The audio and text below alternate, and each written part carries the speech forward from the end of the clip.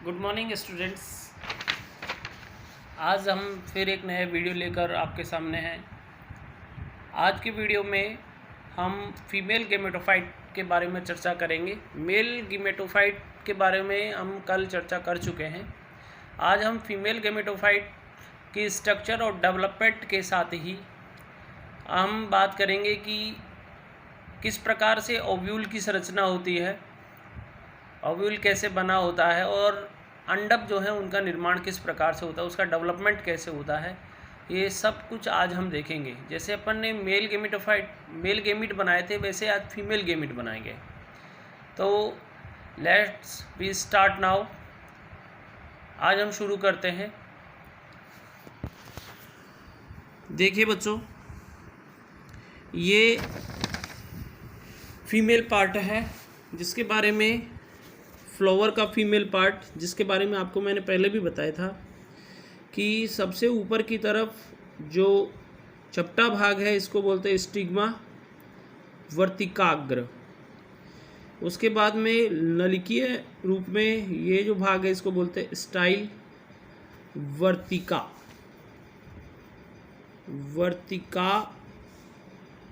और ये वर्तिकाग्र।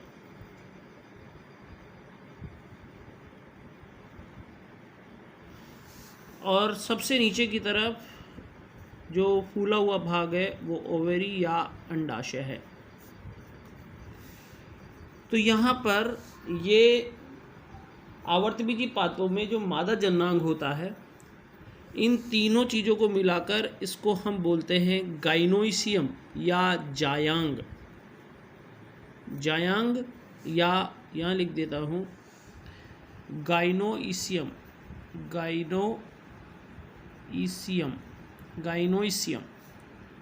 जायांग। तो ये जायांग जो है, इस जायांग में किस प्रकार से अंडप बनते हैं, किस प्रकार से अंडपों को ये जायांग धारण करता है, इसके बारे में आज अपन यहाँ पढ़ने वाले हैं।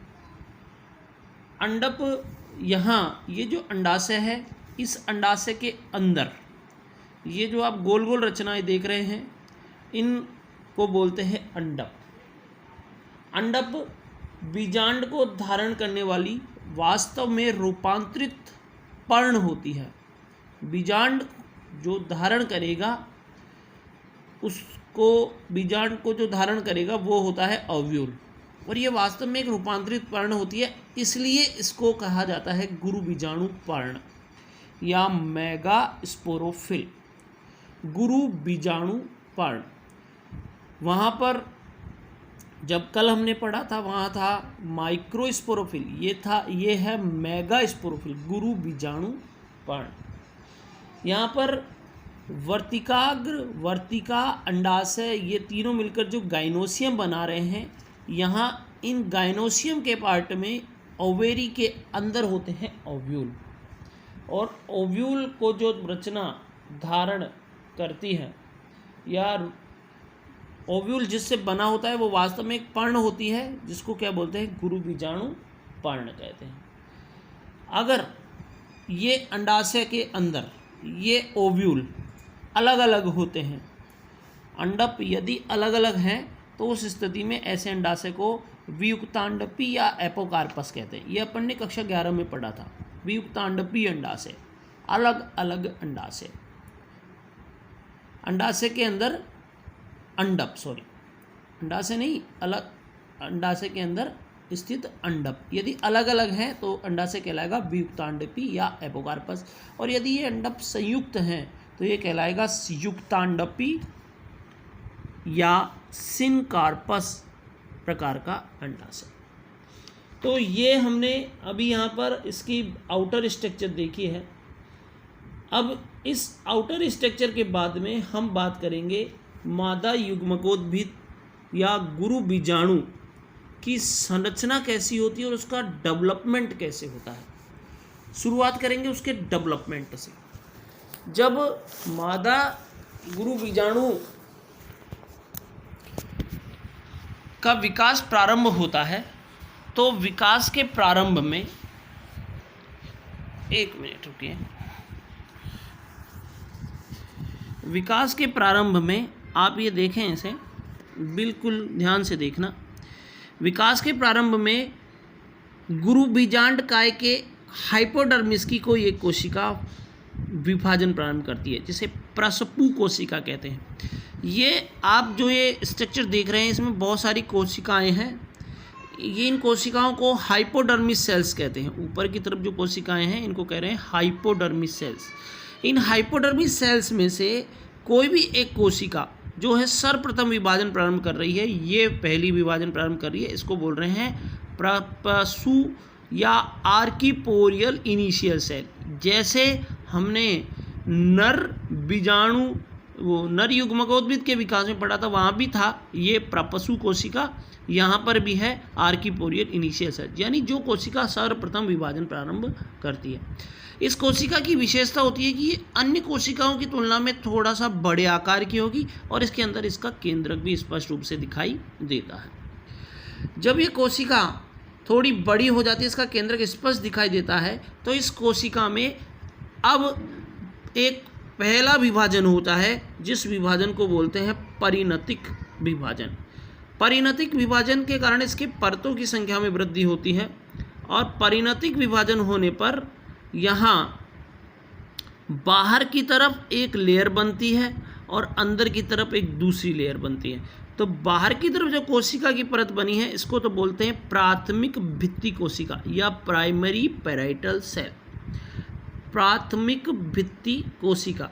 और भीतर की तरफ जो कोशिका बन रही है, इसको बोलते हैं प्राइमरी स्पोरोजीनस सेल या प्राथमिक बीजाणुजनक कोशिका।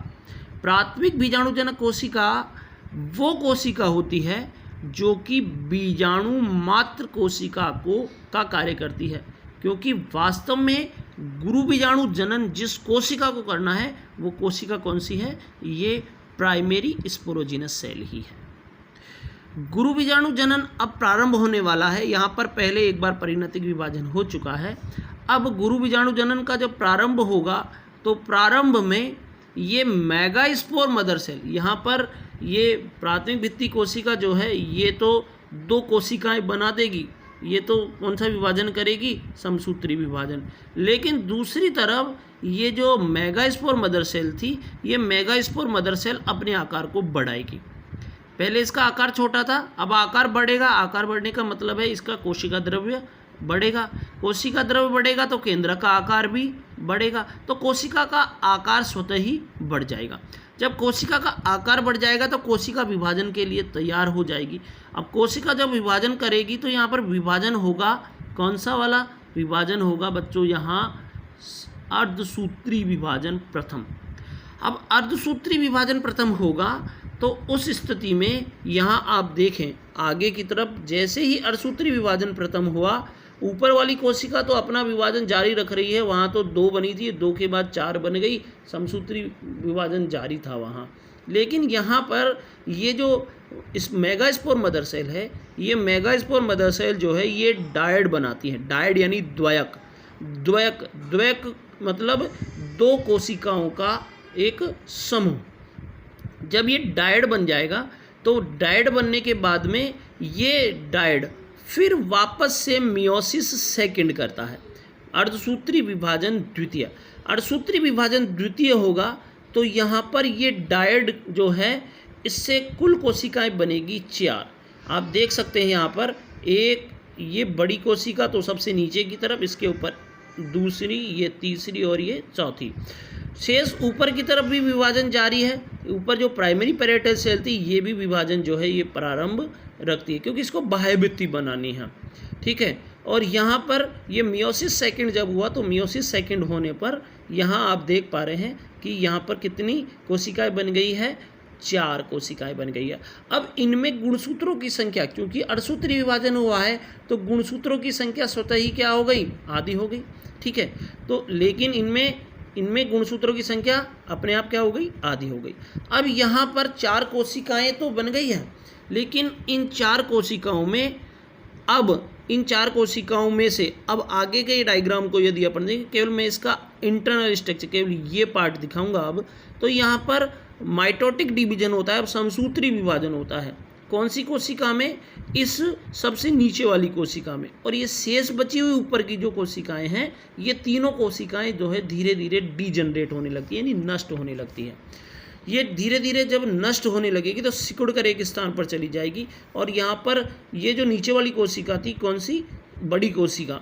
ये बड़ी कोशिका में अब समसूत्री विभाजन होगा, और समसूत्री विभाजन होने पर इसमें केंद्रक बन जाएंगे कितने बच्चों? 2। देख सकते हैं आप चित्र में, यहाँ पर कितने केंद्रक बन गए? 2। कोशिका अभी तक एक ही है, केवल केंद्रक विभाजन करेगा, और केंद्रक कितने बन गए बच्चों? 2। ये डेवलपिंग एम्ब्रियो सैक सेल कहलाएगी। डेवलपिंग यानी विकसित होती हुई भ्रूण कोश कोशिका। भ्रूण कोश बोल रहा हूँ बच्चों में, भ्रूण पोष नहीं बोला है, मैं बोल रहा हूँ भ्रूण कोश। याद रखें, भ्रूण पोष और कोश में अंतर होता है। अभी यहाँ पर भ्रूण कोश बनेगा, पहले भ्रूण कोश बनेगा। तो ये भ्रूण कोश डेवलपिंग एम्ब्रियो सैक है, विकसित होता हुआ भ्रूण कोश है। ये विकसित होता हुआ भ्रूण कोश जो है, इसमें फिर वापस से होगा एक और समसूत्री विभाजन। समसूत्री विभाजन होने से यहाँ पर केंद्रकों की संख्या पहले 2 थी, अब 2 के स्थान पर हो जाएगी बच्चों 4। देख सकते हैं कुछ सेल आप देख सकते हैं, 1 2 3 4 हो गया। यहाँ पर 4 जो यहाँ पर आप देख रहे हैं केंद्रक बन गए हैं। ये चारों केंद्रक आपको यहाँ चित्र में स्पष्ट दिखाई दे रहे होंगे। ये चारों केंद्रक बनने के बाद में अभी यहाँ पर डेवलपमेंट जारी रहेगा, और फिर से वापस समसूत्री विभाजन थर्ड होगा। समसूत्री विभाजन थर्ड होगा तो यहाँ पर 4 कोशिकाओं से कितनी कोशिकाएं बन गई? आप देख सकते हैं यहाँ पर कितनी सेल्स बन गई है बच्चों, आपको कितनी दिखाई दे रही है? 8 कोशिकाएं। 8 केंद्रक। कोशिका तो एक ही है, लेकिन केंद्र कितने नजर आ रहे हैं? 8 केंद्रक नजर आ रहे हैं। अब जब ये 8 केंद्रक बन जाएंगे तो ये 8 केंद्रक जो है 3 बार समसूत्री विभाजन के फलस्वरूप बने हैं। तो अब ये 8 केंद्रक बनने के बाद में अब इन केंद्रकों के बाहर भित्ति का निर्माण प्रारंभ होगा। जब भित्ति का निर्माण प्रारंभ होगा तो इनमें से 3 केंद्रक तो एक छोर पर और 3 केंद्रक इस एम्ब्रियो सैक के दूसरे छोर पर जाने का प्रयास करेंगे। ये इस वाले डायग्राम में आप देखें, एक मिनट रुकिए।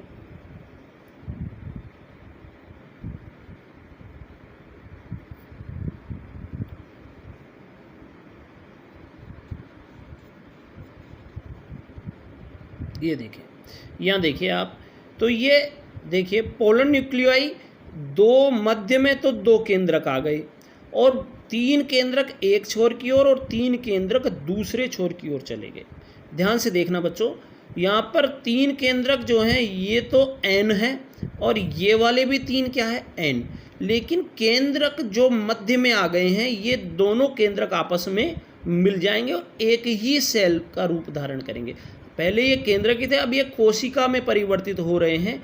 तो यहाँ धीरे धीरे जब इनका विकास होगा तो ये 3 कोशिकाएं ये तो एक छोर पर चली जाएगी, जिनको कहेंगे सिनर्जिड्स यानी सहायक कोशिकाएं, और सहायक कोशिकाओं के साथ में एक कोशिका मध्य में स्थित रहेगी जिसको कहेंगे एग सेल या अंड कोशिका। क्या कहेंगे? अंड कोशिका। बीच में आप देख सकते हैं एक कोशिका बन गई है और इसके अंदर केंद्रक 2 हैं, यानी गुणसूत्र कितने हो गए? डबल, N+N 2N हो गया। तो ये जो कोशिका है ये कोशिका का केंद्रक है, ये कहलाएगा सेकेंडरी न्यूक्लियस, सेकेंडरी न्यूसेलस, यानी द्वितीयक केंद्रक। क्या कहेंगे इसको? द्वितीयक केंद्रक। द्वितीयक केंद्रक, या इसको हम आगे अब जब डेवलपमेंट होगा तब इसको कहेंगे ध्रुवीय केंद्रक भी कह सकते हैं, ध्रुवीय कोशिका भी कहेंगे। अभी इसको कह रहे हैं सेकेंडरी न्यूसेल। और दूसरी तरफ जो 3 कोशिकाएं थी, ये 3 कोशिकाएं, ये देखिए ये जो 3 कोशिकाएं हैं ये कहलाएगी, बिल्कुल समान आकार की होगी, इनको बोलेंगे एंटीपोडल सेल्स या प्रतिमुखी कोशिकाएं। क्या बोलेंगे? प्रतिमुखी कोशिकाएं। जो नोट कर रहे हैं वो नोट भी कर लें, इनको बोलेंगे एंटीपोडल सेल्स या प्रतिमुखी कोशिकाएं, और इनको कहेंगे सिनर्जिड्स या सहायक कोशिकाएं। तो जब ये जो रचना है ये इस पूरी रचना को बोलेंगे भ्रूण कोश। क्या बोलेंगे? भ्रूण कोश। तो जब ये भ्रूण कोश परिपक्व हो जाएगा तो परिपक्व होने पर इसमें कोशिकाएं तो कितनी रह गई, 1 2 3 4 5 6 और 1 7, लेकिन इनमें केंद्रक कितने हो गए, 8। तो परीक्षा में हमसे प्रश्न पूछा जाता है एक परिपक्व भ्रूण कोश में कितने केंद्रक होते हैं और कितनी कोशिकाएं होती है। तो कोशिकाएं तो होती है 7, लेकिन केंद्रक कितने होते हैं, 8। जब ये भ्रूणकोश परिपक्व हो जाएगा तो यहाँ भ्रूणकोश के परिपक्व हो जाने पर यहाँ पर जो प्राइमरी पैरेटल सेल्स थी, ये वाली प्राथमिक भित्ति कोशिका, इसको तो बाह्य भित्ति बनानी थी। तो जब ये बाह्य भित्ति बनाएगी तो एक परिपक्व बीजांड जो है हमको कुछ इस प्रकार का नजर आएगा। तो यहाँ पर परिपक्व बीजांड में अपन देखें कि इस परिपक्व बीजांड की संरचना को यदि अपन देखेंगे तो यहाँ आप देख पा रहे हैं कि मध्य में तो एक कोशिका है, लेकिन ये क्या है, 2n है, और 3 कोशिकाएं एक छोर पर, 3 कोशिकाएं एक छोर पर है, और बाहर की तरफ ये देखिए ये लेयर्स बन गई है, ठीक है। तो और आगे देखिए ये पूरा एक जो है कवर हो गया, ये प्राथमिक भित्ति, ये द्वितीयक भित्ति, और आगे पूरा कवर होकर इस प्रकार से रचना बन गई। अब इसका नामांकन करेंगे तो जो छोर खुला हुआ है इस छोर को बोलेंगे, जहाँ पर भित्ति नहीं है उस छोर को बोलेंगे माइक्रोपाइल या बीजांड द्वार। क्या कहेंगे, माइक्रोपाइल या बीजांड द्वार। और दूसरी तरफ जहाँ पर भित्ति ने कवर कर रखा है इस एम्ब्रियो सेक को, इसको बोलेंगे चैलेजा, चैलेजा या निभाग। क्या बोलेंगे, निभाग। तो इस छोर को तो बोलेंगे बीजांड द्वारी छोर और इसको बोलेंगे निभागी छोर। तो बीजांड द्वार वाला जो छोर है इसकी इस तरफ तो हमेशा कौन सी होगी, सिनर्जिड्स या सहायक कोशिकाएं। ये सिनर्जिड्स हमेशा किधर होती हैं, बीजांड द्वार वाले छोर पर। और दूसरी तरफ जो एंटीपोडल सेल्स है, एंटीपोडल सेल्स यानी प्रतिमुखी कोशिकाएं, एंटीपोडल सेल्स हमेशा किधर होती है, चैलेजा वाले छोर पर या निभागी छोर पर।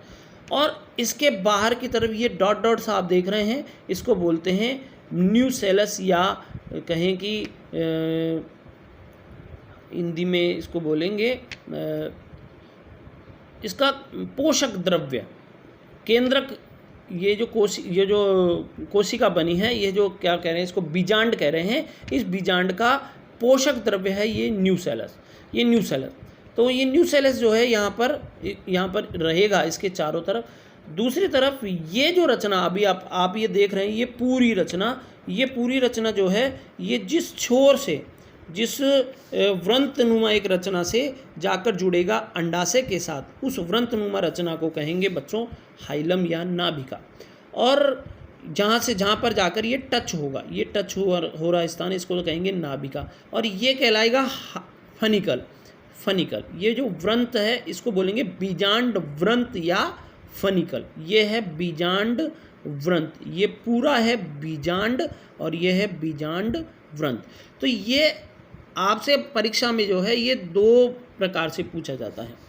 या तो आपसे डायरेक्ट कहेगा कि परिपक्व बीजांड की संरचना बनाइए। यदि परिपक्व बीजांड की संरचना पूछता है तो आपको ये डायरेक्ट पूरा एक डायग्राम बनाना है। इसके दोनों तरफ यहाँ पर ये इसकी अंतःभित्ति और ये इसकी बाह्य भित्ति, 2 लेयर्स इसमें होती है। यहाँ पर ये नामांकन और कर लें, ये बाह्य भित्ति है और ये अंतःभित्ति है, ठीक है। ये दोनों भित्तियाँ बनाने के बाद में एक तरफ इसको ऐसे कवर करते हुए और इसको हम इस तरीके से पूरा नामांकन कर देंगे। आप नामांकन ध्यान से देख लीजिए कि यहाँ पर क्या क्या, ये इंटेग्यूमेंट जहाँ लिखा हुआ है, इंटेग्यूमेंट मतलब अध्यावरण, जो मैंने अभी आपको बताया, बाह्य अध्यावरण और आंतरिक अध्यावरण, 2 प्रकार के आवरण जो है इसमें होते हैं। तो यहाँ पर आप देख रहे हैं कि जब एक गुरु बीजाणु का विकास पूर्ण हुआ तो गुरु बीजाणु के विकास पूर्ण होने पर केवल एक क्या बन रही है, यहाँ पर ये सिनर्जिड्स हैं, सहायक कोशिकाएं, और बीच में सिनर्जिड्स के बीच में ये तीसरी जो कोशिका है ये वाली, इसको बोलते हैं एग सेल या अंड कोशिका। एग सेल या अंड कोशिका। ये अंड कोशिका एक है, ये ध्रुवीय कोशिका है, ठीक है, ये ध्रुवीय कोशिका है मध्य में, ये अंड कोशिका है। तो कोशिकाओं के प्रकार तो हो गए बच्चों, देखो 3 तो प्रतिमुखी, 1 2 3, 3 प्रतिमुखी, चौथा ध्रुवीय कोशिका, 4 5वीं अंड कोशिका, छठी और 7वीं जो है ये सहायक कोशिका है। तो 7 तो कोशिकाएं हो गई और ये 8 इनमें केंद्रक हो गए, 3 3 6 तो ये हो गए और 2 इसके अंदर हैं, तो हो गए 8 केंद्रक। इस प्रकार से एक मादा युग्मकोद्भिद का डेवलपमेंट पूर्ण होने पर एक अंड कोशिका बनती है, केवल एक अंड कोशिका बनती है। जब फर्टिलाइजेशन होगा, जब निषेचन की क्रिया होगी, यानी जो हमने मादा नर युग्मकोद्भिद का डेवलपमेंट पढ़ के जब नर युग्मक बनाए थे, तो नर युग्मक जो है वो किस प्रकार से इसमें निषेचित होंगे वो अपन निषेचन वाले चैप्टर में पढ़ेंगे। उसके लिए आपको ये स्ट्रक्चर भी याद रखनी पड़ेगी। और हमने जो नर युग्मकोद्भिद का विकास पढ़ा था वहाँ पर नर युग्मक बनाए थे परागकण के विकास के दौरान, आपको वो स्ट्रक्चर भी याद रखनी पड़ेगी। जहाँ तक मुझे लगता है यहाँ आज का जो लेसन है थोड़ा सा टिपिकल ज़रूर है, लेकिन आपको समझ में आया होगा। मैं आपको आपकी किताब का भी एक डायग्राम दिखा देता हूँ ताकि आपको कोई संशय नहीं रहे। ये देखिए बीजांड व्रंत की संरचना यहाँ पर दी हुई है, तो ये बिल्कुल वैसी ही है, आप देख सकते हैं। आप हिंदी में भी इसका नामांकन यहाँ पर किया हुआ है। बीजांड द्वार है, नाभिका है, बीजांड व्रंत है, सहायक कोशिका, अंड कोशिका, द्वितीयक केंद्रक, भ्रूण कोश, प्रतिध्रुवी कोशिकाएं, ये अध्यावरण, ये बीजांड काय और इसका निभागीय भाग, ये सारी चीज़ें आपको अभी बताई गई थी। इसके बाद में एक टॉपिक और है इसमें, बीजांड के प्रकार। बीजांड जो है ये बीजांड 6 प्रकार के होते हैं। ये 6 टाइप किसके आधार पर दिए गए हैं? ये 6 टाइप दिए गए हैं बीजांड द्वार यानी माइक्रोपाइल, निभाग यानी चैलेजा, और क्या बोलते हैं, हाँ 2 ही चीज़ें हैं, बीजांड द्वार और निभाग। बीजांड द्वार और निभाग किस डायरेक्शन में स्थित हैं, उस डायरेक्शन को आधार मानते हुए, यानी डायरेक्शन यानी दिशा, कौन सी दिशा में है उस डायरेक्शन को आधार मानते हुए ये 6 टाइप बनाए गए हैं। ये 6 टाइपों के नाम आपको ठीक से याद होने चाहिए, क्योंकि 12वीं कक्षा में होम एग्जामिनेशन में ये कई बार ये प्रश्न पूछा गया है कि बीजांड कितने प्रकार के होते हैं। तो बीजांड जो हैं वो बीजांड द्वार और निभाग की पारस्परिक स्थिति के आधार पर 6 प्रकार के होते हैं। पहला है ऋजु बीजांड। ऋजु बीजांड जिसको ऑर्थोट्रोपस भी कहते हैं। ऋजु बीजांड आप देख रहे हैं, ऋजु बीजांड है तो नाभिका और बीजांड द्वार दोनों एक ही कहें कि एक ही सीधी लाइन पर है। देख रहे हैं आप, बिल्कुल सीधी लाइन पर है। दूसरा वाला है प्रतीप बीजांड, तीसरा है अर्ध प्रतीप बीजांड, चौथा है वक्र बीजांड, 5वां अनुप्रस्थ और 6ठा कुंडलित। ये 6 प्रकार, आपको 6 नाम इसके याद रखने पड़ेंगे। ये 6 नाम जो है ये हमको बीजांड द्वार और निभाग की पारस्परिक स्थिति के आधार पर दिए गए हैं।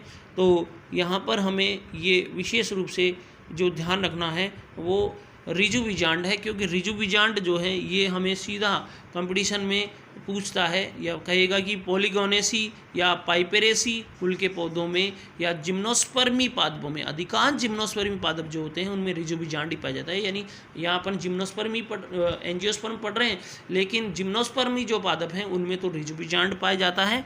और दूसरी तरफ यदि आवर्तबीजी पादपों की बात करें तो आवर्तबीजी पादपों में अधिकांशतया प्रतीप बीजांड पाया जाता है। तो हमें ये 2 टाइप जो है ये विशेष रूप से यहाँ पर ध्यान रखने हैं। ठीक है, इसके बाद अपना वीडियो हम यहीं पर ख़त्म करेंगे, क्योंकि टाइम वीडियो कुछ लंबा हो गया है।